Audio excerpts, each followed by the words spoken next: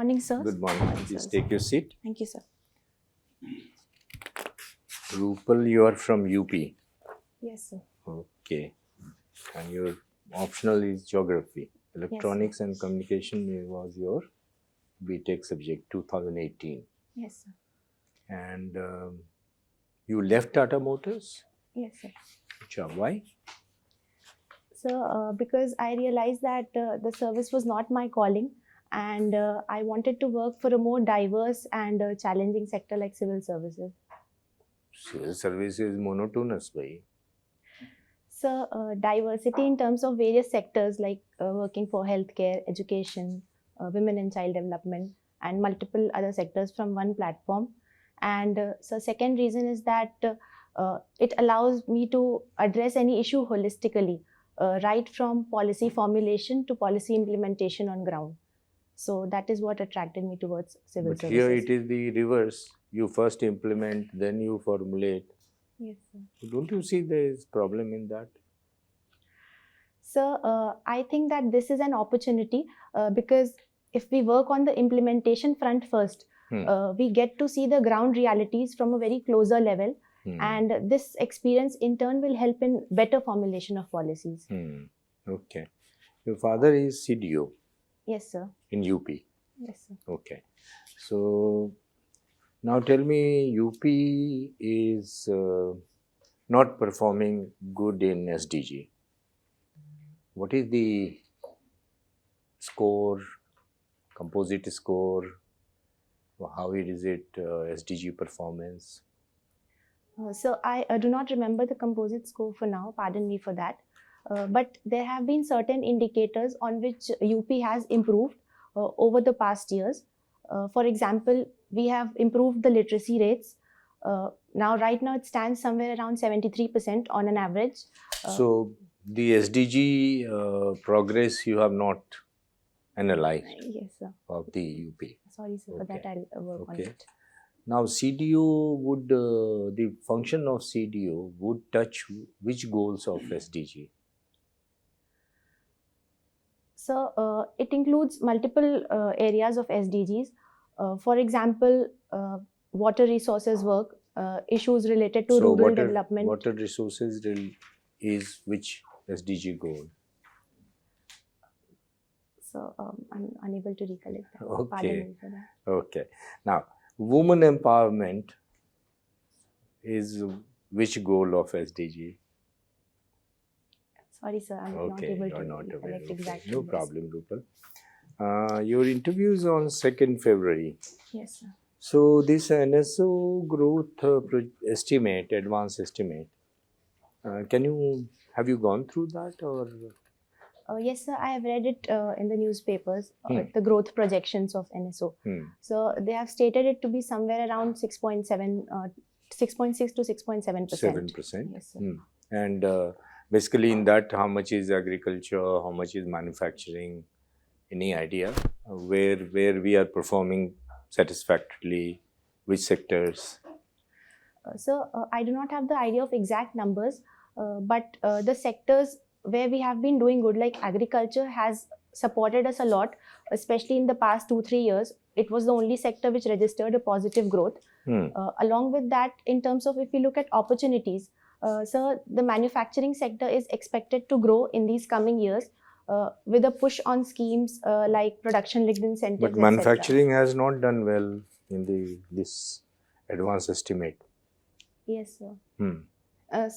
It hasn't performed well in the advanced estimates, but looking at the measures which we have taken for the coming years, it is expected that manufacturing, especially domestic manufacturing, will take up a boost. Okay. How much is import from China in your field, electronics, communication related electronics?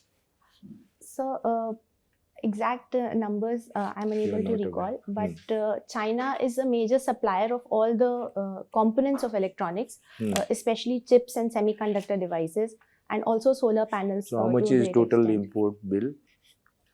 I'm sorry, sir. The precise numbers. So, tell me something about Gorakhpur, why it is famous, and what are the things which you would like to tell us about Gorakhpur? So, Gorakhpur is most famously known for the Gorakshnath temple, from which it derives its name. So the second area of attraction of Gorakhpur is the Gita Press, which is the largest publisher of Hindu religious texts worldwide.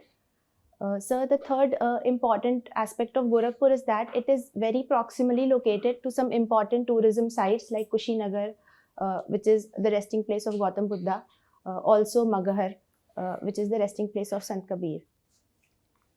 Acha, tell me, you worked with Tata Motors as graduate engineer trainee? Yes, sir. So, for how long did you work there? So 7 months. 7 months. Yes, sir. So, it was only trading. Yes, sir. Acha, you are electronics and communication engineer, Yes, sir. right? And you did it from NIT Jamshedpur. Yes, sir. In NIT Jamshedpur, did you stay in hostel? Yes, sir. Okay. Suppose you were given a chance that you are tasked to improve the facilities of staying in hostel. Yes, sir. What 3-4 steps would you like to choose quickly? So especially with regard to NIT Jamshedpur's hostel. Of course, I am talking about your share. So one of the issues with NIT Jamshedpur hostels we faced was the hostels did not have a defined boundary there. Because the campus is situated between the living areas. So the first issue which I would like to address is defining a boundary for the hostels so as to ensure safety and security of the students. The second thing about the hostels is that there needs to be a committee. Like generally we have presidents for the hostel which look at the overall management work of the hostel. But I would also include various committees for other activities. For example, a separate committee for the mess, a separate committee for sports activities, so that the issues can be resolved in a better manner. And so these are the two aspects. Okay. Now, did you hear about the blockchain technology? Yes, sir. What is it and how it is different from the normal database? So the prime difference between blockchain and normal database is that blockchain has a high level of encryption and security, and any other block which can be added in blockchain can only be when it is approved by all the nodes in the block, and this allows a security measure in blockchain over other regular database. And where all it can be used to ensure more security as far as the hardware and software are concerned? So one of the important aspects of blockchain can be keeping a record of the important financial transactions where security is of prime importance. So the second thing is in the supply chain management. As we have recently seen, agricultural blockchain has been designed. If I'm able to recollect, it is for coffee production. So as to keep a track on the movement of the material and prevent pilferage, etc. And blockchain is also an important technology behind the development of cryptocurrencies. What is CAG? What CAG stands for? So Comptroller and Auditor General. Okay. How do we pronounce COMPTROLLER? How do we pronounce this word? So Comptroller. Are you sure? Okay. To my awareness. Acha. Now we talk about the constitutional bodies and the statutory bodies. What is the difference? CAG is what kind of body, and how CAG selection takes place? So CAG is a constitutionally derived body. And why do we call constitutionally derived body? So because it finds mention in one of the articles of our constitution, compared to other statutory bodies which are created by the parliament through a law. And so the CAG is appointed by the President of India. So and what is the term? So 5 years. Okay, it is 6 years or 65 years. And any example of statutory bodies? And what is the difference between a statutory body and constitutional body? So the major difference between a statutory and a constitutional body is that in case of any changes which have to be made for a constitutional body, a proper constitutional amendment would be required. Whereas for a statutory body, an amendment to the law is required. And the procedure for both of these are different, and it guarantees better constitutional protection for a body which is mentioned in the constitution. Quick example of statutory body? So, Enforcement Directorate. Acha, tell me how the constitution amendment takes place. Quickly, bullet points. So the amendment under Article 368 has been different for different subjects. For example, there are certain articles which can be amended directly by a 2/3 majority. Along with that, there are certain articles which also require a 50% ratification from the states also, along with 2/3 majority. Your mother is from the education field. Yes, sir. Tell us something about her education, her field. What does she teach? Yes, sir. So my mother is an associate professor in sociology, and she's currently teaching at the DAV PG College in Gorakhpur. Okay. You tell us something what needs to be done for improving education. Does it require any improvements? So especially for higher education, if we talk about, because my mother is in higher education. So the first thing which we need to improve is the enrollment ratio in higher education. It is currently standing just at 27%. And along with that, the participation of women in higher education is also less compared to the male counterparts. So the second thing which we need to work on higher education is regarding the curriculum and the allocation of credits. Because we see that different colleges have different grading system, like some have 10 CGPA, some have 4 CGPA, or some have percentage. So this does not bring in a uniformity in the rating system. So the third thing which I would see is the pedagogy, because mostly teachings are lecture based. So since it is a higher education field, more of field level exposure should be allowed and working on the challenges at the ground level. So this can be something to be improved. You are talking only of the higher education, but higher education has to be fed by some primary education, school education. Does it require some reorientation, some refocus? So like improvements in the primary education to push for higher education. Suggest. So some of the major impediments in primary education is the infrastructural issues. For example, there has been a problem about accessibility of schools, especially to girl students. And if we look at infrastructure wise, the primary schools also lack in some basic facilities, for example, toilets, etc., which hinder students from coming. So the second thing is that the prime focus of primary and secondary education has been towards a mark-oriented manner, exam-oriented manner. It needs to be shifted for a more knowledge-oriented assessment of the learning, so that the students can actually explore which field are they interested in while entering into the higher education. And so along with that, there should be measures taken to address issues like absenteeism, etc., which exist at the primary level, which reduce the efficiency of primary education. But primary education doesn't seem to be improving. So the improvement can be seen in terms of the enrollment ratios and also the recent national education policy which has been launched addresses some No, NEP is a recent thing. It will take some time before. You tell me what really needs to be done, because you're talking of higher education. Okay. Higher education has to be fed from somewhere else itself, graduates. Where does it require? There's some missing link somewhere. So I can think of two reasons. The first thing is that a factor which hinders children from getting into higher education is the cost of higher education compared to the primary education. Like education until 6 to 14 years is free, but the cost of higher education acts as a factor which limits the participation of students. And so secondly, there are certain social stereotypes also attached regarding admission into various courses. So this also needs to be improved. Have you read today's newspaper or yesterday's newspaper? Yes, sir. Today's? So I just could read a few pages. Yes. Tell us something about the headline, what you read. So the major headline was UNSC, United Nations Security Council, blacklisting the LET, the Lashkar-e-Taiba terrorist, because now China has taken away the veto which it had applied. The second thing is that India has extended its support to Sri Lanka. It has given its confirmation to the IMF to extend its support to Sri Lanka. So, what was the problem in Sri Lanka? Why? What happened?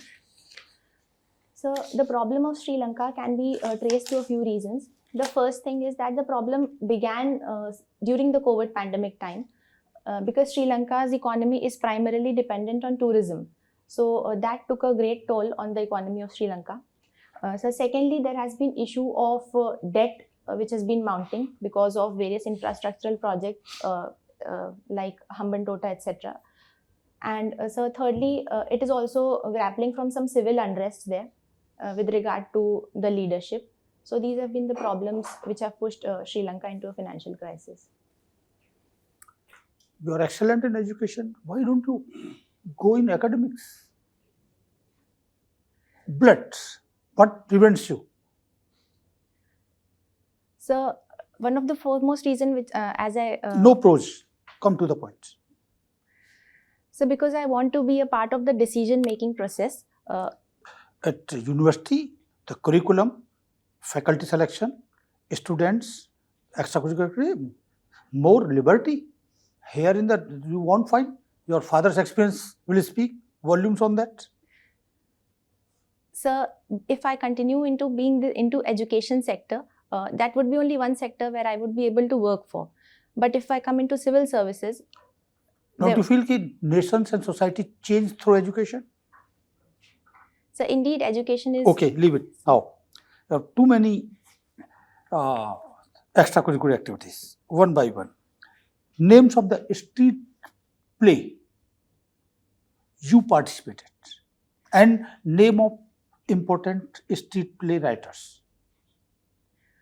So, the group in which I participated was called Halla Bol, and so the street plays do not have a particular name, but we rather perform on themes.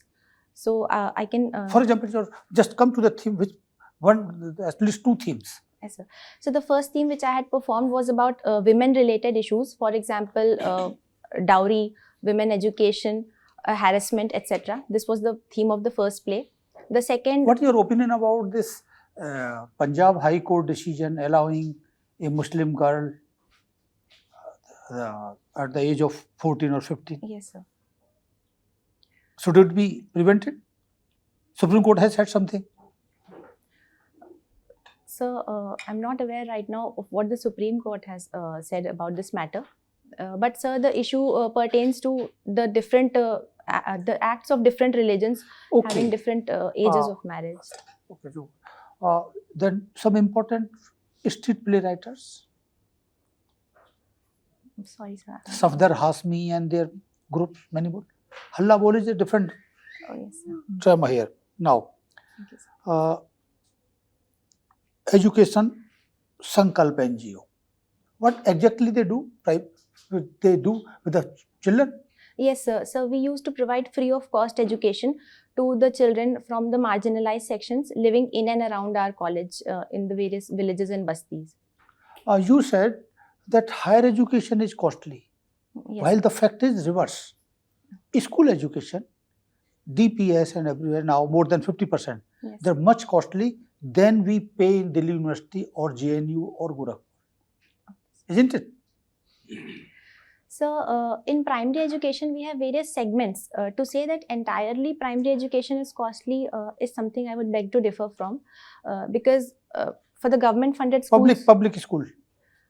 What is the important feature of new education policy, which is the more fascinating for you? Just 2 points. So, more facilitated for primary education. What you feel impressive or that fascinating? So, the first thing is about the early childhood care, because not because early childhood care. Second, and so the second thing is it creates SEZ, school educational zones, which will be a model of a complex, which will have. You are interested in paintings also. Tell me some important galleries in India. Sorry, sir. From any part. You have been in Delhi also. Have you visited any gallery? No, sir, not yet. Jahangir Art Gallery, Bombay. Modern Gallery of Art, Sri Dharni, Delhi. No. Any important watercolor painters? Sir, Vijay Biswal has been a prominent watercolor painter. From Rabindranath Tagore School of Painting. Anybody in color painting you have? So, in watercolor paintings. Watercolor. So, Raja Ravi Verma was in oil painting or watercolor? so oil paintings. Any painting you remember? So of Raja Ravi Ravi Verma. Verma. Or something about Raja Ravi Verma you know? No, I'm sorry. Any lady painter? Just sir. So after IAS Trade Services, ITS is your second option. Sir, Your option? revenue services. Sir, revenue services, income tax. No. I think your second option is okay, revenue. Then audit and account, then IPS. Why you are not concerned with the law and order? Gorakhpur used to be a very bad place as far as law and order was concerned. So, indeed, law and order is an important aspect of development in any way. No, but why you selected revenue? So, it is just because a matter of preference. I wanted to go for IAS first because of the diversity. And second thing, sir, I believe that revenue is an important fuel What for are different development. kind of taxes we pay? So, they can be grouped into two types, direct as well as indirect taxes. So in the direct taxes, we have personal income tax and corporate tax. How many of us pay income tax? What is the percentage? So the tax base is somewhere 7 to 8%. If I'm You are giving a little bit positive feedback. And indirect? So I do not remember the exact tax base of indirect. Okay, what are the other tax? So in the indirect taxes, we have GST. How many of us pay GST?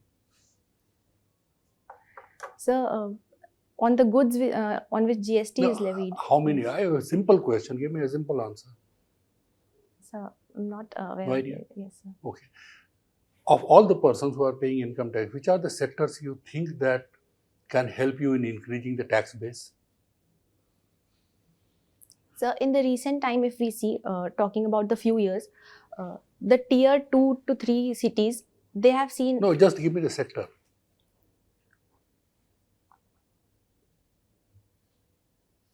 What about farmers? So right now agriculture is not included in the income tax, agricultural income. Okay, but what's Yes, your sir. thought about that? You want to include it or?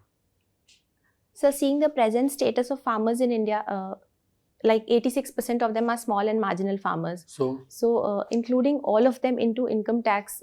if I earn, my friend cameraman here, he is a small and marginal sector, Yes, sir. but he is liable to pay his taxes and they file the returns. So what is the issue? So if the taxation structure of India is more of a progressive tax structure to bring in more equity.